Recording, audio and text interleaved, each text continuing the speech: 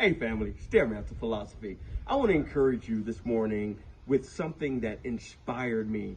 I had a conversation with a friend of mine and we were interacting about a particular portion of scripture, and during that interaction I gained some insight on it that I never had before. It's a common part of scripture in 2 Kings, the 6th chapter, where Elisha and his servant are surrounded by an opposing army. And Elijah is not disturbed by this because he's aware of something that the servant isn't aware of. And so he asked God to open the eyes of his servant.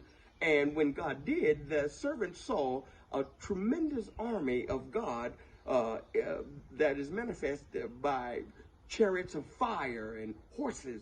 And so it encouraged the servant.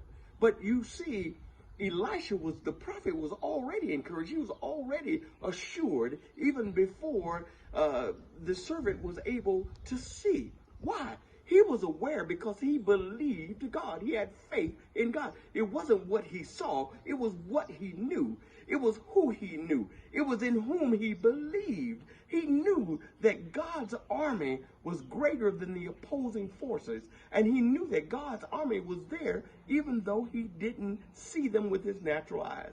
So I want to encourage you today that you may not be able in this critical time or in some other crisis in your life to see God's hand moving, to know what God is doing specifically. But if you believe, allow your actions, allow your next steps, allow your behavior to be informed by the fact that God's army is there, whether you see it or not. Not only is his army there, but his army is greater than anything that could ever oppose you. I'm reminded of a movie entitled The Preacher's Wife, where this young boy says, just because you don't see the air, it doesn't stop you from breathing. And I want to say, just because you can't see God's hand moving, just because you can't see the army of God, that should not stop you from believing. Keep believing even when you can't see God's army. You see, the prophet never prayed that God would send the army.